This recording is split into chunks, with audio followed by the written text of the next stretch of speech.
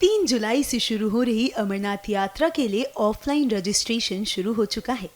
अब तक जिन श्रद्धालुओं ने ऑनलाइन माध्यम से यात्रा के लिए रजिस्ट्रेशन नहीं कराया है, उनके लिए रजिस्ट्रेशन प्रक्रिया चल रही है।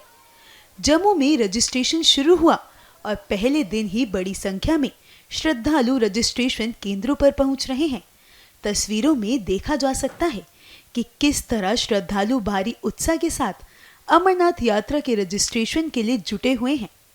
बड़ी संख्या में श्रद्धालु रात से ही रजिस्ट्रेशन करवाने के लिए केंद्रों पर पहुंचे हुए हैं।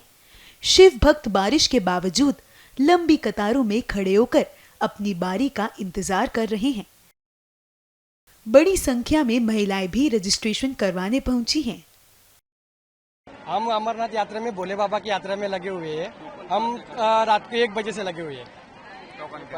टोकन जोश है आप लोगों में? बहुत जोश है हमारा।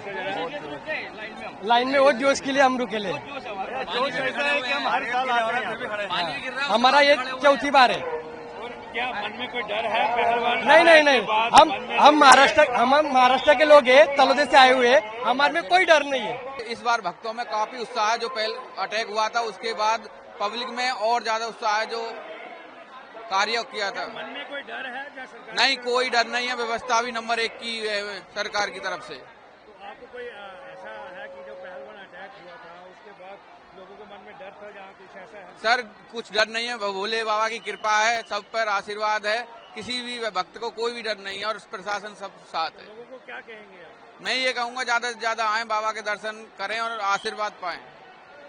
मौसम भी खराब है, किस तरह से देखते हैं? मौसम भी देखेंगे, बाबा की कृपा से मौसम भी सही रहेगा। जो भी होगा वो बाबा करेंगे। वहीं जम्मू दक्षिण के एसडीएम मनु हंसा ने कहा कि यात्रियों के लिए सभी जरूरी व्यवस्थाएं की गई हैं। हम लोगों से अपील करते हैं कि धैर्य बनाए रखें और अच्छे से यात्रा करें। सबसे पहले तो जो अमरनाथ यात्री हैं उनका हम जम्मू एंड कश्मीर में स्वागत करते हैं। इस यात्रा के लिए उनका हार्दिक स्वागत करते हैं। आज से हमने टोकन सेंटर जो है वो अपना सरस्वती धाम में शुरू किया है।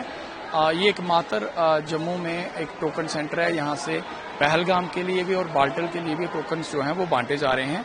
इसी टोकन्स के आधार पे उनका कल से पंजीकरण किया जाएगा। पंजीकरण के 3 सेंटर्स बनाए गए हैं।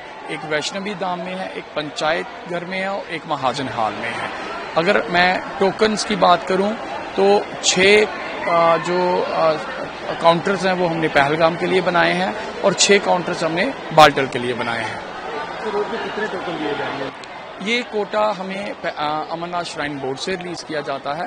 वो डिपेंड करता है कि यात्रा किस तरीके से कितने लोग आ रहे हैं। आज का कोटा जैसे अभी तक हमें 2000 का 1000 पहलगाम 1000 बाल्टल का रिलीज हुआ। स्पेशल अरेंजमेंट क्या क्या किए गए? बारिश को मद्देनजर रखते हुए अगर आप देखो तो हमने वाटरप्रूफ जो है वो जर्मन हैंगर टेंट्स लगाए हैं। सरस्वती धाम के अंदर भी लगाए हैं, सरस्वती धाम के बाहर भी लगाए हैं। पानी की व्यवस्था के लिए एक तो अंदर भी फैसिलिटी है सरस्वती धाम के अंदर, बाहर हमने वाटर टैंकर्स को खड़ा किया गया है। पब्लिक टॉयलेट्स जहाँ पे अवेलेबल हैं।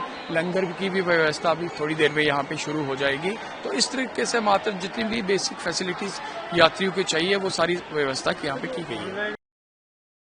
अमरनाथ यात्रा से पहले सीआरपीएफ ने तीर्थयात्रियों की सुरक्षा सुनिश्चित करने के लिए जम्मू श्रीनगर राष्ट्रीय राजमार्ग पर एक मजबूत सुरक्षा योजना शुरू की है। जम्मू श्रीनगर राष्ट्रीय राजमार्ग पर सीआरपीएफ ने निगरानी बढ़ा दी है। उधमपुर सेक्टर जैसे संवेदनशील क्षेत्रों पर विशेष ध्यान देते हुए राजमार्ग गश्त को मजबूत किया गया है।